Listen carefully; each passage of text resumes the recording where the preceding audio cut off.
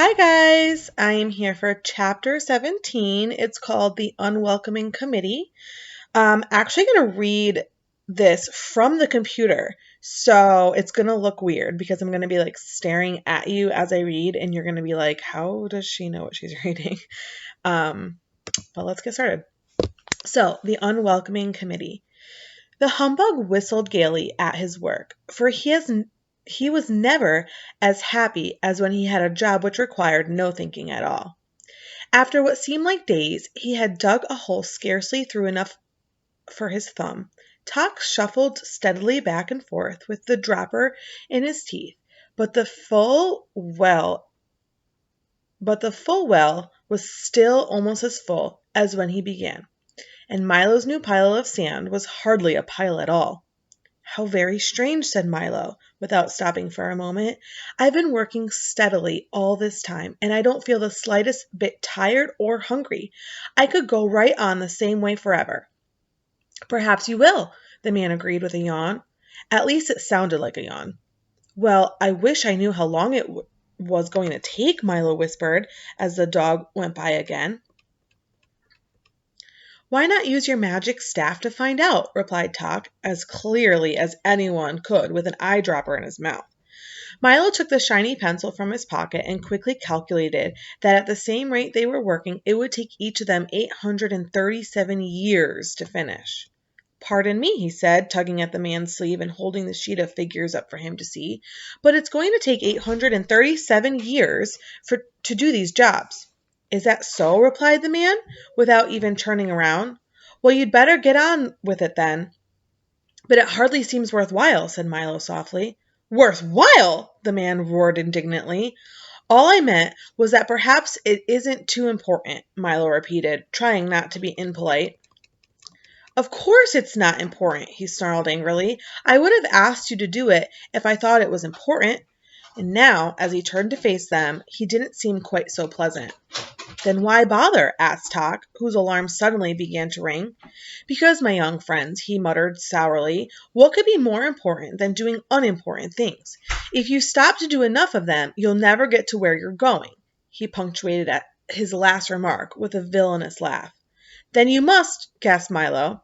Quite correct, he shrieked triumphantly. I am the terrible Trivium, demon of petty tasks and worthless jobs, ogre of wasted effort and monster of habit. The humbug dropped his needle and stared in disbelief while Milo and Tock began to back away slowly. Don't try to leave, he ordered with a menacing sweep of his arms, for there's so very much to do and you still have over 800 years to go on the first job. But why do only unimportant things? Asked Milo, who suddenly remembered how much time he spent doing each day doing them. Think of all the trouble it saves, the man explained, and his face looked as if he'd be grinning an evil grin, if he could grin all day. If you only do the easy, useless jobs, you'll never have to worry about the important ones, which are so difficult. You just won't have time. For there's always something to keep you from doing what you really should be doing, and if it weren't for the dreadful magic staff, you'd never know how much time you were wasting. As he spoke, he tiptoed slowly toward them with his arms outstretched and continued to whisper in a soft, deceitful voice. Now, do come and stay with me. We'll have so much fun together. There are things to fill and things to empty, things to take away, things to bring back, things to pick up, and things to put down. And besides all that, we have pencils to sharpen, holes to dig, nails to straighten, stamps to lick, and ever so much more. Why, if you stay here, you'll never have to think again, and with little practice you can become monster of habit too. They were all transfixed by the Trivium's soothing voice, but just as he was about to clutch them in his well-manicured fingers, a voice cried out, Run! Run! Milo, who thought it was Tock, turned suddenly and dashed up the trail. Run! Run! It shouted again, and this time Tock thought it was Milo I can't read today. It shouted again, and this time Tock thought it was Milo and quickly followed him. Run! Run! It urged once more, and now the humbug, not caring who said it, ran desperately after his two friends, with the terrible Trivium close behind. This way! This way! The voice called again. They turned in its direction and scrambled up the difficult, slippery rocks, sliding back at each step almost as far as they'd gone forward. With great effort and many helping paws from Tok, they reached the top of the ridge at last, but only 2 steps ahead of the furious Trivium.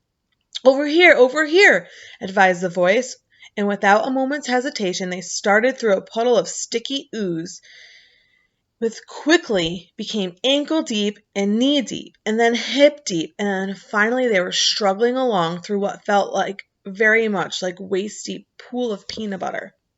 The Trivium, who had discovered a mound of pebbles which was needing counting, followed no more, but stood at the edge shaking his fists, shouting horrible threats, and promising to rouse every demon in the mountain. "What a nasty fellow," gasped Milo, who was having great difficulty just getting his legs to move. "I hope I never meet him again." "I believe he's stopped chasing us," said the bug, looking back over his shoulder. "It's not what's behind that worries me," remarked Tok as they stepped from the sticky mess, "but what's ahead." Keep going straight, counseled the voice as they continued to pick their way carefully through the new path. Now step up, it recommended, and almost before they knew what had happened, they had all taken a step up and plunged to the bottom of the deep, murky pit. "But he said up," Milo complained bitterly from where he lay sprawling. "Well, I hope you didn't expect to get anywhere by listening to me," the voice said gleefully. "We'll never get out of here," the humbug moaned, looking at the steep, smooth sides of the pit. "That was quite an accurate evaluation of the situation," the voice coldly. "Then why did you help us at all?" shouted Milo angrily.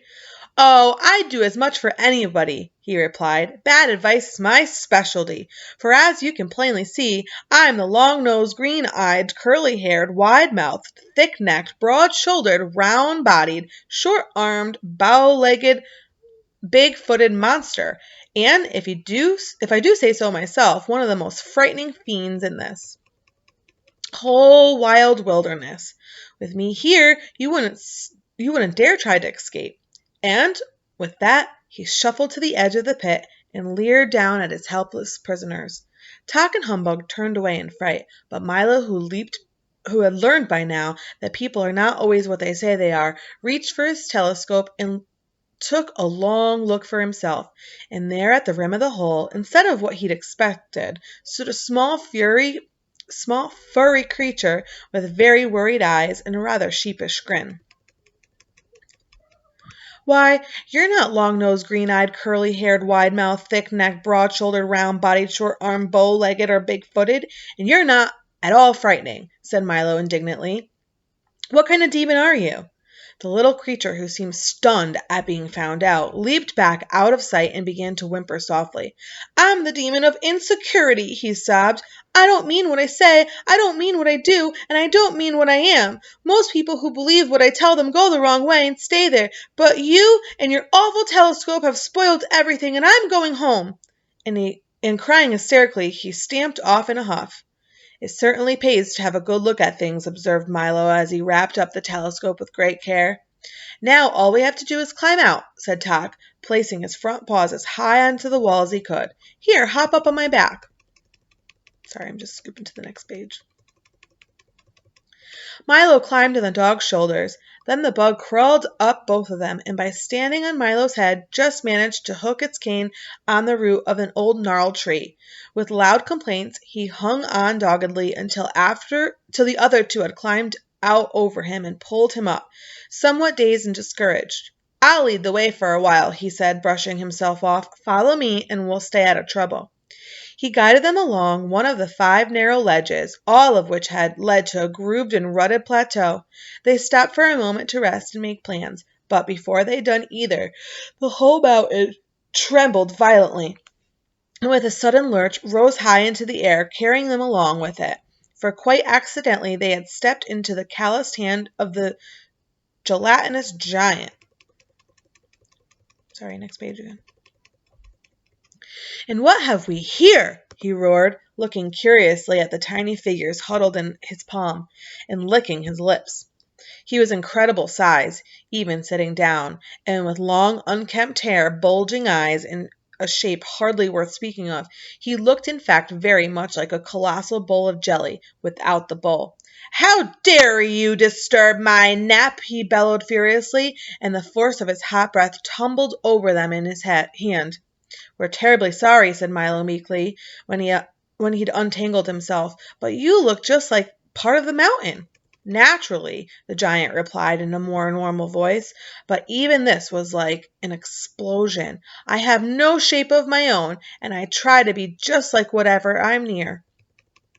In the mountains, I'm a lofty peak. On the beach, a broad sandbar. In the forest, a towering oak. And sometimes in the city, I'm very handsome 12-story apartment house. I just hate to be conspicuous. It's really not safe, you know." Then he looked at them again with hungry eyes and wondered how well they'd taste. "You look much too big to be afraid of anything," said Milo quickly, for the giant had already begun to open his mouth wide. "I'm not," he said, with a slight shiver that ran through his I can't say that word. Gelatinous body. "I'm afraid of everything. That's why I'm so ferocious. If the others found out, I'd just die.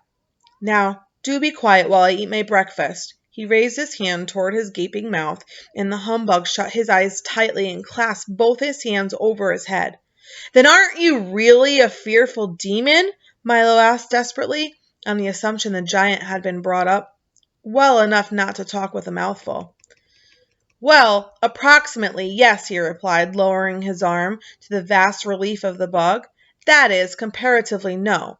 What I mean is, relatively, maybe. In other words, roughly, perhaps. What does everyone else think? There, you see," he said peevishly. "I'm even afraid to make a positive statement, so please stop asking questions before I lose my appetite altogether." Then he raised his arm again and prepared to swallow the three of them in one gulp. "Why don't you help us rescue Rhyme and Reason? Then maybe things will get better," shouted Milo again, this time almost too late, for in another instant they would have all been gone. "Oh, I wouldn't do that," said the giant thoughtfully, lowering his arm once more. "I mean, why not leave well enough alone? That is, it'll never work. I wouldn't take a chance. In other words, let's keep things as they are. Changes are so frightening." As he spoke, he began to look a bit ill. "Maybe I'll just eat one of you," he remarked unhappily, "and save the rest for later. I don't feel very well." "I have a better idea," said Milo. "You do?" interrupted the giant, losing any desire to eat at all. "If it's one thing I can't swallow, it's ideas. They're so hard to digest." "I have a box full of all the ideas in the world," said Milo, proudly holding up the gift King Azaz had given him. The thought of it terrified the giant, who began to shake like an enormous pudding. "Put me down and just go away," he pleaded, forgetting for a moment who had hold. I'm sorry, I'm reading all wrong today. He pleaded, forgetting for a moment who had hold of whom. "And please don't open that box." Next page. In another moment, he'd set them down on the next jagged peak, and with panic in his eyes, lumbered off to warn the others of this terrible new threat. But news traveled quickly. The word snatcher, the trivium, and the long-nosed, green-eyed, curly-haired, wide-mouthed, thick-necked, broad-shouldered, round-bodied, short-armed, bow-legged, big-footed monster had already spread the alarm through the evil, unenlightened mountains. And out the demons came, from every cave and crevice, through every fissure and crack, from under the rocks and up from the mud, stomping and shuffling, slithering and sliding through the murky shadows. And all had only one thought in mind: destroy the intruders and protect ignorance. From where they stood, Milo and Tok and the humbug could see them moving steadily forward, still far away, but coming quickly. On all sides of the cliffs were alive with this evil collection of crawling, looming, creepy, lurching shapes. Some could be seen plainly, others were but dim silhouettes, and yet still more. Only now, beginning to stir from their foul places, would be along much sooner than they were wanted. "We'd better hurry," barked Tok, "or they are sure to catch us," and he started up the trail again. Milo took one breath and did the same, and the bug, and now he knew what lay behind, ran ahead with renewed enthusiasm. So that was the end of that chapter. I'm sorry, I got all tongue twisted throughout that. Sometimes it's hard to read out loud. Much easier to read in your head. I'm sure you know that. The next chapter is chapter 18 called The Castle in the Air. And I'm just going to double check really fast. Yep, there's 20 questions. So we're really, really close to the end here. So hope it wasn't creepy me staring at you and reading at the same time. But anywho, I'm going to go post this for tomorrow because it's actually Monday and I'm posting this on Tuesday. Don't tell anybody. All right, guys, I'm out and I will catch you next time. Bye.